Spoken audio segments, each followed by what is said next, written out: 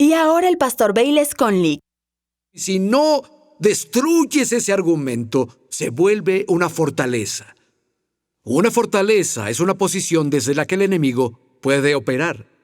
Y necesitamos preguntarnos, ¿quién me dijo eso?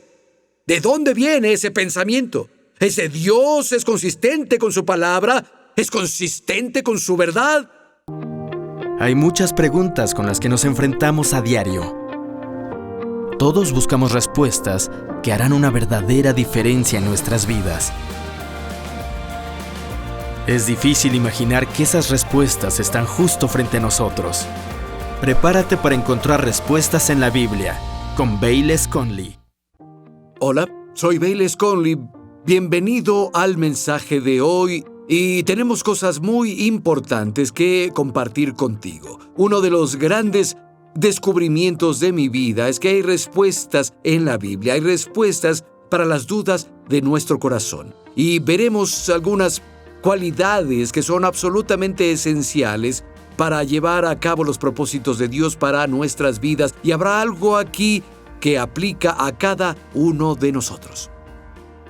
Quédense al final del programa para recibir palabras de inspiración del pastor Bayless. Veremos la vida de David. Si tienen una Biblia, encuentren Hechos capítulo 13, leeré un verso de ahí en un momento.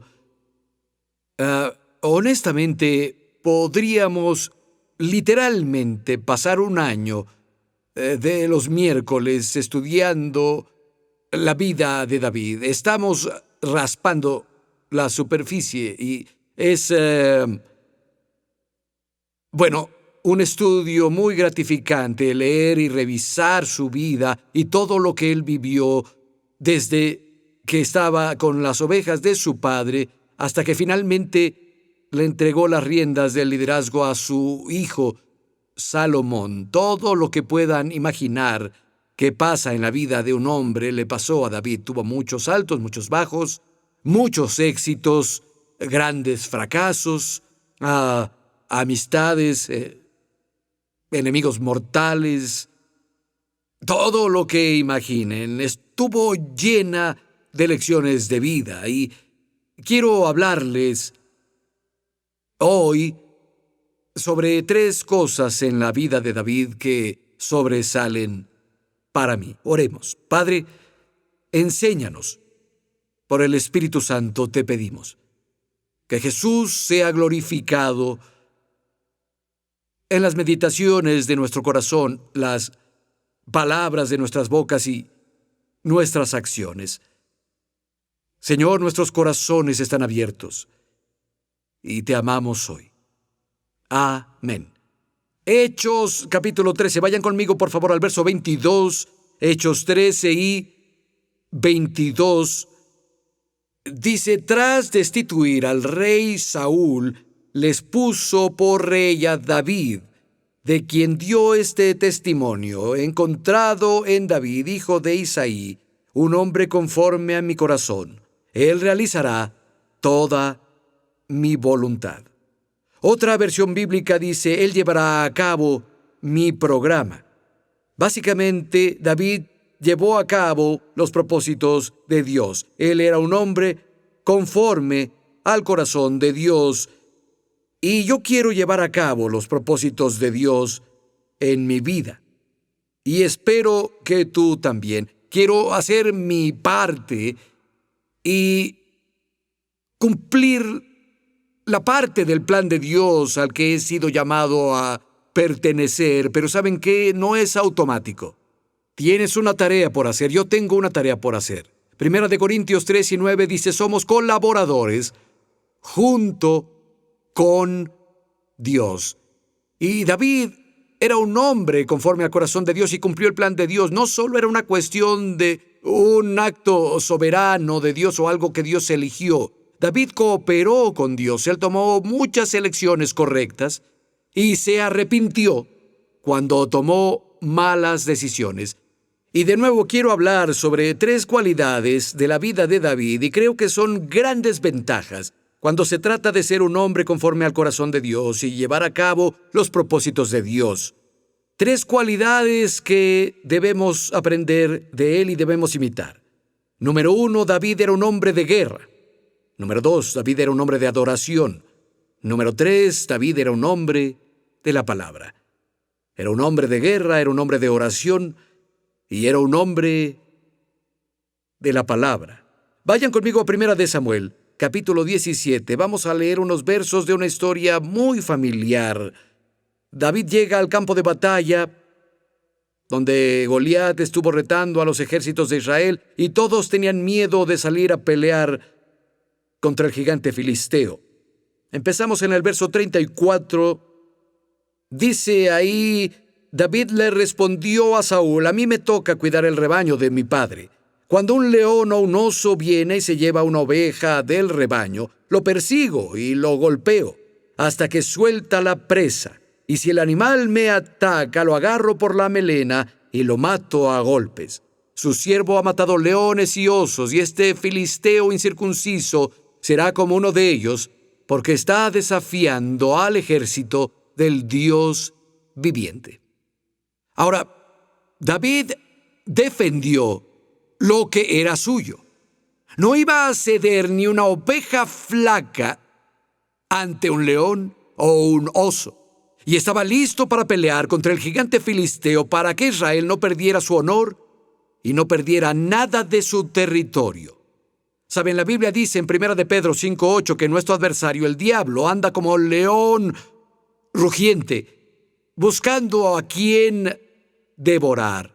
El siguiente verso, verso 9, dice: resístanlo, manteniéndose firmes en la fe. Jesús dijo en Juan 10:10, el ladrón, hablando del diablo, solo viene a robar, matar y a destruir. Te guste o no, hijo de Dios, estás en medio de un conflicto y más vale que aprendas cómo pelear. Santiago 4:7 dice: sométanse a Dios, resistan al diablo y él huirá de ustedes. Efesios 4:27 dice: no den lugar al diablo, no le des cabida en tu vida. La cosa es que si nosotros le damos algo al diablo, si cedemos o le damos algo, siempre va a volver por más. Siempre volverá por algo más grande. Si el enemigo trae problemas a tu puerta, no te tires y te hagas el muerto. Pelea. Dile: diablo, no puedes tener mi matrimonio, no puedes tener a mis hijos, no puedes tener mis finanzas, no puedes tener mi vecindario, no puedes tener mi salud. Alguien dirá: ¿cómo peleas? Lo citamos hace un momento, 1 de Pedro 5:9, resístelo manteniéndote firme en la fe. Romanos 10:17, la fe viene por el oír y el oír por la palabra de Dios. Resistan al diablo con la palabra. Saben, David llenó su bolsa de pastor con 5 piedras lisas. Luego tomó una y la lanzó con su honda a la frente de Goliat. Debemos llenar nuestros corazones con las promesas de Dios y lanzar algunas de nuestra boca al enemigo cuando nos ataque. Necesitamos ir a la ofensiva. Y creo que de lo que muchos creyentes no se dan cuenta es que el principal campo de batalla está en la mente. La mente humana es el campo de batalla del siglo. Vean, estos versos estarán en la pantalla. 2 de Corintios capítulo 10, versos 3 al 5. Estos versos tienen aplicación para predicar el evangelio a un mundo perdido, pero también tienen una aplicación personal para cada uno como creyentes. Y dice: pues aunque vivimos en el mundo, no libramos batallas como lo hace el mundo. Las armas con las que luchamos no son del mundo, sino que tienen el poder divino para derribar fortalezas. Destruimos argumentos y toda altivez que se levanta contra el conocimiento de Dios, y llevamos cautivo todo pensamiento a la obediencia de Cristo. Piensen en eso: derribar fortalezas, destruir argumentos y llevar los pensamientos cautivos. Todo lo que se exalta contra el conocimiento de Dios, y el lugar donde está el conocimiento de Dios es en su palabra. Y lo que se exalta o contradice la palabra de Dios. Y creo que lo que hace aquí es darnos una secuencia de cosas que pasaron comenzando del final hacia el principio. Comienza con un pensamiento. Dice que necesitamos llevar todo pensamiento cautivo, llevarlo a la obediencia de Cristo, llevarlo a la sumisión de la palabra de Dios. Pero saben que si un pensamiento no es capturado y se le permite germinar, crecer, se hace un argumento. De pronto, algo que en un tiempo no habrían aceptado comienza a tomar sentido en su mente. Bueno, tal vez Dios no escucha tus oraciones. O tal vez Dios no ama a todos. Tal vez la voluntad de Dios no es que todos sean salvados. Tal vez, ¿sabes? Dios no quiere bendecirte. Tal vez la tragedia es el plan de Dios para tu vida y las cosas que son contrarias a la palabra de pronto comienzan a ser un argumento en tu mente que tiene sentido, y si no destruyes ese argumento, se vuelve una fortaleza. Una fortaleza es una posición desde la que el enemigo puede operar. Y todas estas cosas tratan con la mente. Comienza con un pensamiento no capturado. Si no llevamos los malos pensamientos cautivos, nos llevarán cautivos. Si no destruimos los argumentos, ellos nos destruirán. Si no derribamos fortalezas, ellas nos derribarán. ¿Saben qué? Un pensamiento malo mantuvo a la nación de Israel fuera de la tierra prometida. Un pensamiento malo. Un pensamiento que no fue capturado dejó a toda la nación fuera de la tierra prometida por 40 años. Era la generación a la que Dios había ordenado que le profetizó a Abraham, diciendo: miren, dentro de 400 años su libertad vendrá y van a heredar esta tierra donde son extranjeros. Y esa misma generación es la que Dios sacó de Egipto a manos de Moisés. Ellos llegaron a la frontera de la tierra prometida.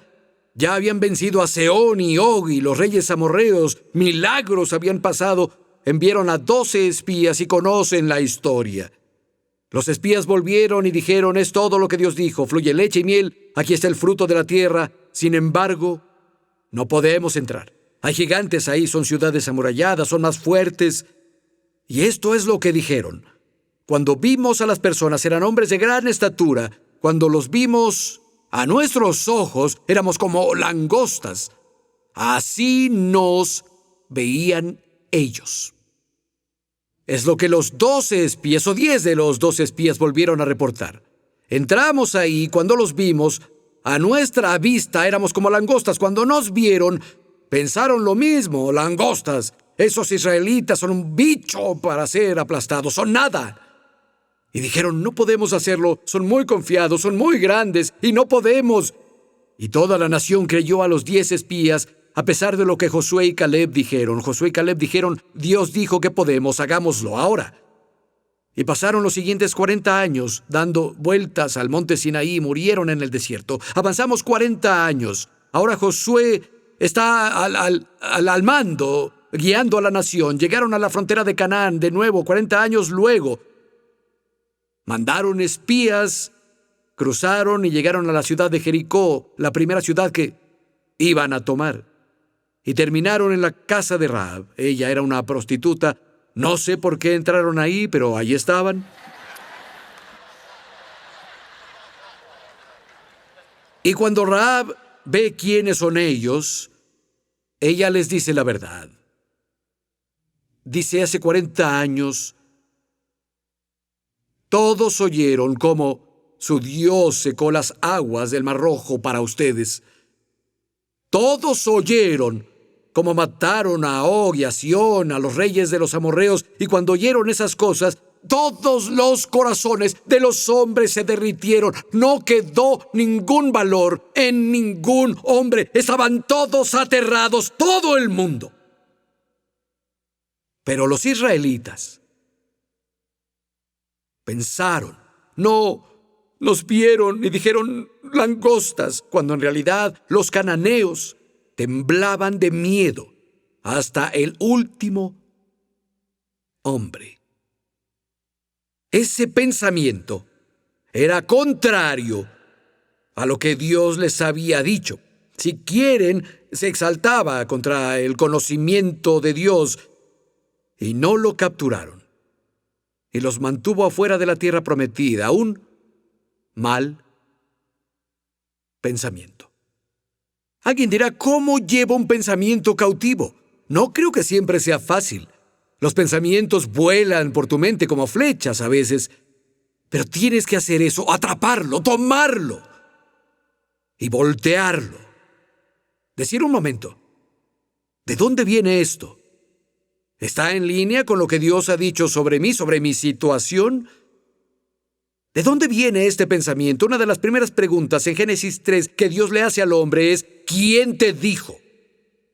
Y necesitamos preguntarnos, ¿quién me dijo eso? ¿De dónde viene ese pensamiento? ¿Ese Dios es consistente con su palabra? ¿Es consistente con su verdad? Un momento, si no, tal vez vino del enemigo y Jesús dijo que es un mentiroso y no hay verdad en él. Si el diablo me dijo es mentira, ¿para qué me preocupo con todo eso? Reemplaza esos pensamientos con los de Dios. Saben, el diablo siempre hace eso. Recuerden a Jesús en el río Jordán. Es bautizado, el cielo se abre, Dios habla. ¿Qué dice Dios? Este es mi Hijo amado, en quien me complazco. Jesús de inmediato va al desierto y encuentra al diablo, que es lo primero que el diablo le dice. Sí, eres hijo de Dios. El diablo de inmediato desacreditó lo que Dios dijo sobre Jesús. Este es mi hijo. Bueno, sí, eres el hijo de Dios y el diablo siempre hace eso. Bueno, si Dios te amara, ¿por qué estas cosas están pasando en tu vida? Si Dios en verdad escuchara tus oraciones, ¿por qué las cosas no han cambiado? Nunca serás íntegro. Eres un perdedor, no tienes valor. Dios no te escucha. Nunca serás libre de esa adicción, nunca serás libre de esa opresión. Un momento. Captura ese pensamiento. ¿Quién te dijo eso? Porque si no lo capturas, se forma un argumento. Es más difícil lidiar cuando está en etapa de argumento, pero aún puedes destruirlo cuando es un argumento. Si no lo haces ahí, crece a una fortaleza. Una fortaleza es aún más difícil de lidiar. Es mejor encargarse de las cosas siendo pensamientos. Antes de que avancemos, quiero decirles, ¿saben? El primer rey de Israel, Saúl, quien reinó antes de David, también era un hombre de guerra. Él peleó muchas batallas, pero si estudian las Escrituras, las batallas de Saúl fueron casi todas defensivas. David era un hombre de guerra, pero si estudian las Escrituras, casi todas las batallas de David fueron ofensivas. Saúl intentaba proteger lo que tenía. David iba tras nuevo territorio. David iba por más influencia. ¿Y saben qué? Si el diablo no puede derribarte, se contenta con contenerte. Siempre tenerte o tenerme peleando batallas defensivas, siempre a la defensiva. Eso pasa, nunca crecemos, nunca tomamos más territorio. Dios quiere que vayamos por nuevos vecindarios. Dios quiere que nos movamos a un nuevo nivel en los negocios, que tengamos más para apoyar el reino. Dios quiere que lleguemos a cosas más grandes y que vayamos a la ofensiva y que no vivamos contenidos, siempre intentando expulsar al diablo, sino que tomemos nuevo territorio. David era un hombre de guerra. Entendía que tenía una lucha y necesitamos entender que luchamos. Número 2, David era un hombre de adoración. Vean conmigo el Salmo 34, por favor. Salmo 34, comenzando en el verso 1. Salmo 34 y 1. David dice, bendeciré al Señor en todo tiempo. Mis labios siempre lo alabarán. Mi alma se gloría en el Señor, lo oirán los humildes y se alegrarán. Engrandezcan al Señor conmigo, exaltemos su nombre juntos. Debemos unirnos a David para magnificar y exaltar a Dios todo el tiempo. Mis labios siempre lo alabarán. Dijo, bendeciré al Señor en todo tiempo. La adoración era un estilo de vida para David. Ya fuera en una época de victoria, o fuera en un tiempo de sufrimiento, o en un tiempo de tribulación, siempre encontramos a David adorando a Dios. Les mostraré un ejemplo entre muchos que tenemos. Está más adelante, Salmo 57. Esto nos da una idea. El Salmo 57, verso 1, David dice, ten compasión de mí, oh Dios, ten compasión de mí, que en ti confío. A la sombra de tus alas me refugiaré hasta que hayan pasado estas calamidades. Piensen, calamidades. Noten, no es calamidad en singular, calamidades en plural.